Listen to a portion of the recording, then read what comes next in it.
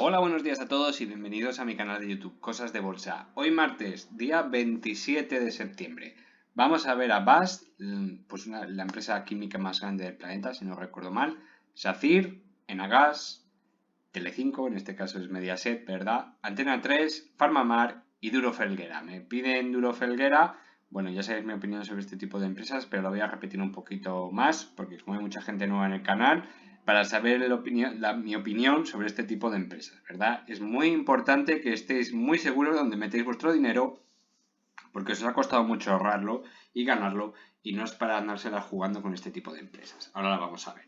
Pero antes de empezar con el vídeo, ya sabes, me gustaría pedirte que te suscribas al canal. Aquí te dejo el botoncito rojo abajo a la derecha. Si no lo ves, móvil en horizontal y pantalla completa. Dale un like si te gusta este tipo de vídeos y activa la campanita, por favor, que ayudarás mucho al crecimiento del canal. Empezamos con BASF, esta empresa química que se dedica a muchísimas cosas, a muchísimos componentes. Uno de sus negocios también no es el principal, pero bueno, estamos hablando de los fertilizantes.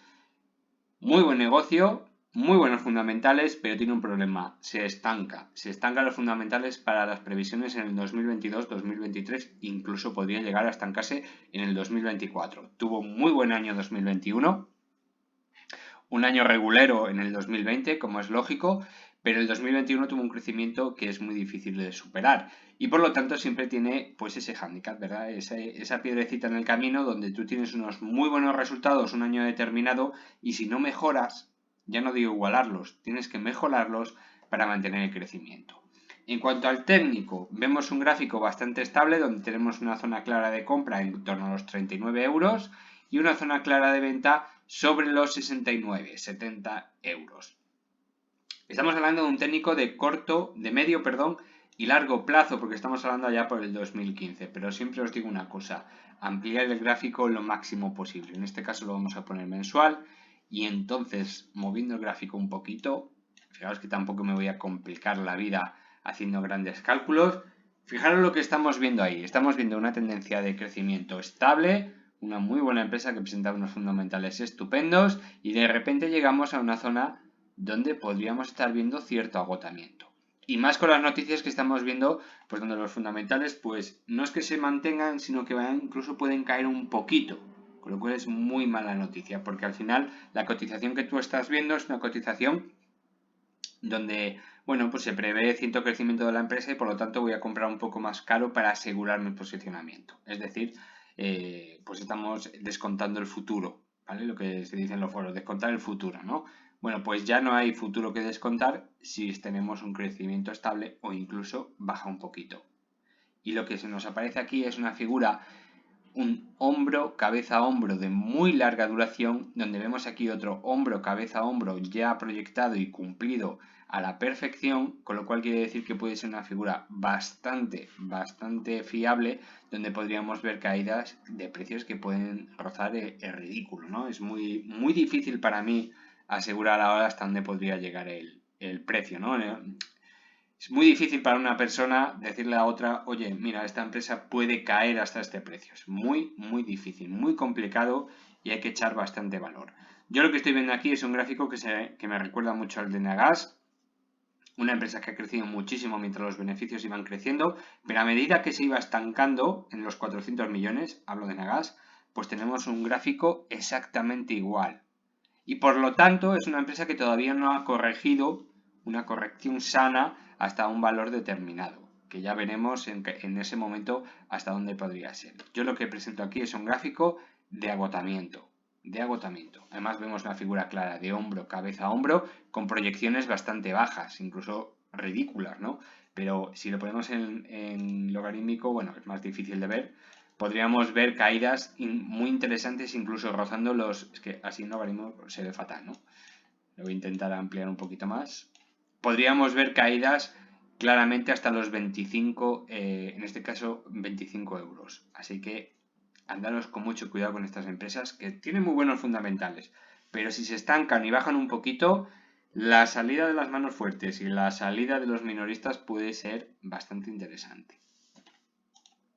Vamos con SACIR, es una muy buena empresa, no está mal. Y estamos viendo un gráfico alcista, ¿verdad? En su momento trazamos un Fibonacci donde no se ha cumplido. Fijaros que teníamos una proyección alcista desde los mínimos en apertura y cierre de mercado de la caída del COVID.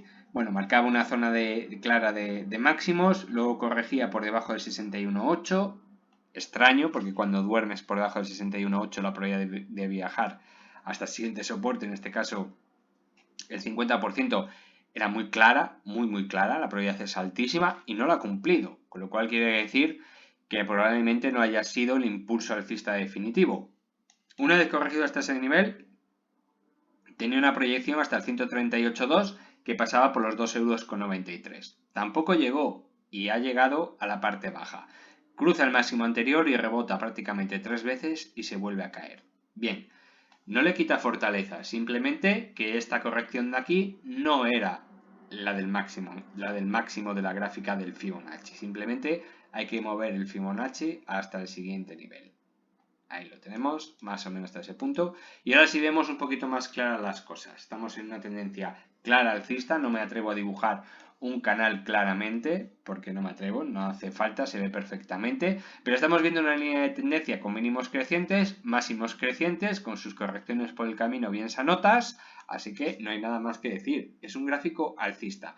Y fijaros que ya una vez que llega a esta línea de tendencia, que ahora pasará, en estos días pasaría por 2,045, 2,04, bueno, ni siquiera llega a 61,8.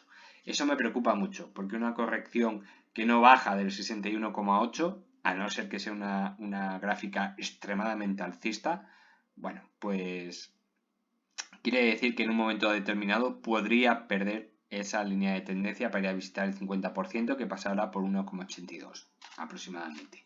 Así que, SACIR, en el corto o medio plazo, tremendamente alcista. Las medias están a puntito de cortarse, esperemos que no se corten, que el precio siga subiendo. Y proyecciones hasta este punto, bueno, pues una proyección lógica sería llegar hasta los 3,30 tal y como está ahora mismo la empresa. Pero es muy importante que esta línea de tendencia no se pierda, porque entonces ya estaría mostrando ciertas debilidades y la visita al 50% de Fibonacci sería bastante clara. Así que es decir, ya sabéis, el que esté dentro, bueno, pues tomar vuestras precauciones. No tengáis prisa en tomar una decisión, porque por ahora es alcista, pero bueno, habría que ir pensándose por qué este gráfico tiene esta pinta tan extraña, ¿no? Falta una corrección hasta el 50% del Fibonacci. En Agas la he traído como ejemplo para lo que es BAS, pero también para comentar que efectivamente lo que proponíamos la última vez que traje en Agas, pues poquito a poco se va haciendo realidad, ¿verdad? Va cayendo el precio. Bueno, sí estábamos viendo una zona clara de compra y soporte en esta zona de aquí en los últimos años, porque si analizamos el gráfico de los últimos años, voy a poner así en semanal que se verá mejor. Vemos así.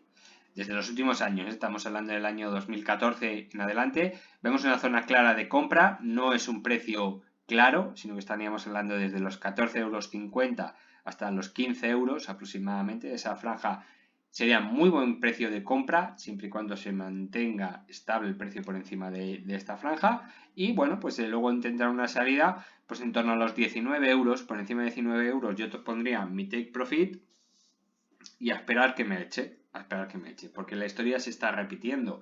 Estamos viendo ya zona de doble techo en la zona de los 21 €, que tocó allá por 2020, principios de 2020, y ahora pues tocó en mayo del 2022. Bueno, pues estamos viendo un gráfico que no está dejando un hombro cabeza a hombro de largo plazo, pero sí estamos viendo cierto agotamiento. Vemos que ya desde 2014 pues le está costando mucho crecer, y eso es debido a que lleva muchos años ganando siempre el mismo dinero. Estamos hablando de entre 400 y 450 millones de euros al año de beneficio. Muy bien, está muy bien. Tiene buenos fundamentales. No tiene peligro de desaparecer esta empresa, ni muchísimo menos. Pero cuando los beneficios se estancan, bueno, pues llega un momento que el inversor pierde la confianza y encuentra en el mercado oportunidades mucho mejores. Y por lo tanto simplemente la acción tiene que caer. Cuando la acción cae y se pone mucho más barata, es cuando vuelve a crecer con bastante confianza. Y fijaros que poniendo en mensual, aquí lo tenemos. Voy a hacer un zoom en el gráfico para ponerlo más bonito. Pues vemos algo muy parecido a lo que le está pasando a BAS, ¿verdad? Estamos viendo un crecimiento allá desde el 2000, bien, y entramos en una zona de agotamiento donde el precio, bueno, pues parece que no se decide, y claro, los fundamentales por ahora no nos quieren decir que va a haber un crecimiento exponencial como puede ser Apple o como puede ser en su época Netflix o yo que sé, Tesla, que ya ha corregido, ¿no? Estamos hablando de una empresa que ya se está estancando y por lo tanto llegará un momento en que la gente pues diga, hasta aquí hemos llegado, adiós. Y entonces es cuando vendrán las correcciones interesantes. Ese es en el momento en el que tenemos que evaluar si la empresa está cara o barata. A mí por ahora me está diciendo que agotamiento y un poco cara. Por lo tanto, yo no dudo que en los próximos años veremos una corrección muy interesante de Nagas. Por lo tanto, si te quieres meter en Nagas por el dividendo, yo me metería en la zona que hemos comentado, 14,50 € hasta los 15 euros. Tardará unos cuantos meses en llegar ahí, pero llegará seguro. Y luego ya veremos el futuro a ver si nos da otro impulso alcista o se queda en la parte baja entre los 8 o 9 euros, que es donde tiene mayor probabilidad de ir a visitar. Ya veremos, todavía quedan muchísimos meses. Mediaset, bueno, pues estamos viendo algo que no se había visto nunca. Es muy curioso. Es una empresa que decíamos que mucho más rápida que A3Media en reaccionar con respecto a los mercados. Y fijaros que ha perdido el 100% del impulso anterior. Es decir, ahora mismo está peor que en el momento de la pandemia. Ojo, está peor que en el momento de la pandemia. Y eso nos indicaba las fuertes caídas a pesar de tener unos buenos fundamentales, a pesar de haber tenido unos resultados decentes. Pero claro, todo llega en su momento. Si estamos hablando de una empresa en la que podría entrar en recesión, no la empresa, perdón, el mercado podría entrar en recesión, el consumo bajará, el gasto en publicidad bajará y por lo tanto ahora mismo el mercado se está acomodando a la situación que está preveyendo. Y es decir, no vamos a meter el dinero en aquellas empresas que dependan directamente de la publicidad. Y estoy hablando otra vez, lo voy a decir una vez más, los fundamentales no son malos. Ya le gustaría a muchas empresas tener los fundamentales de Mediaset, pero por ahora el mercado no lo está valorizando. Y fijaros qué caída, tremenda, está tocando mínimos, 2,46 €. Es increíble. Por lo tanto, ahora no es el momento de estar en Mediaset. Hay que esperar a ver qué es lo que está pasando. Porque fijaros, también en el Mac, podéis poner R6 si queréis también, no pasa absolutamente nada. No se está apreciando absolutamente ningún tipo de divergencia, más que aquella que es del tipo B, con lo cual no es muy fiable y necesita pues muchas más confirmaciones para llevarlas a cabo. Por lo tanto, mucho cuidado porque esto no tiene atisbos de haber terminado la corrección, ni muchísimo menos.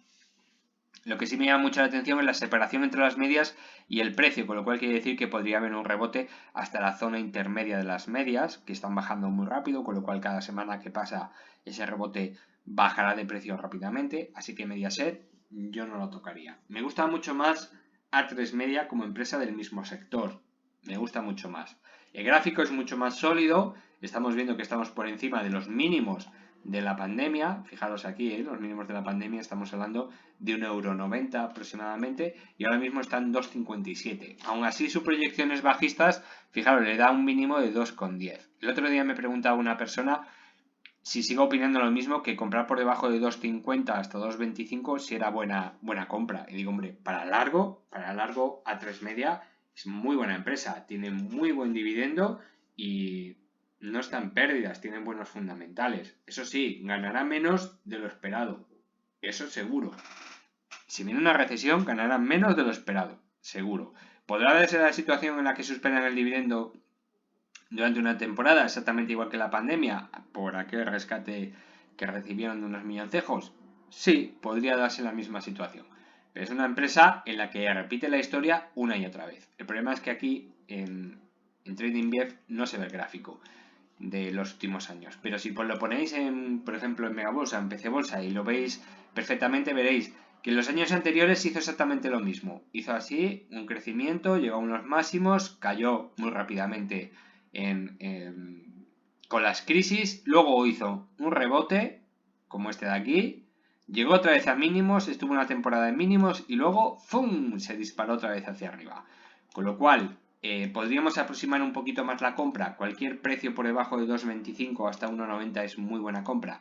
pues es una compra excelente. Cualquier noticia puede ser, bueno, lo que dispare la cotización, pero cualquier compra por debajo de este precio, estamos hablando hasta aquí, 2,25 hasta 1,90, es una compra excelente para muy larga duración. Estamos hablando 5, 6, 7, 8 años de duración, recibiendo tu dividendo por el camino, si no hay ninguna pega por el camino, y por supuesto con precios objetivos del máximo anterior simplemente por repetición de la historia. Es decir, esta zona de aquí estamos hablando de irnos a por los 9,50 €, 9,75, incluso en algún momento podría llegar hasta los 10 euros. Pero hay que tener mucha paciencia. Son empresas muy largas, cíclicas, que repiten una vez la historia y 2 veces, y esta sería ya para finalizar y comenzar la tercera vez que repite la historia. Y en Mediaset le pasa exactamente lo mismo. Lo que pasa que ya avisábamos hace ya muchísimo tiempo, yo creo que fue hace ya un año,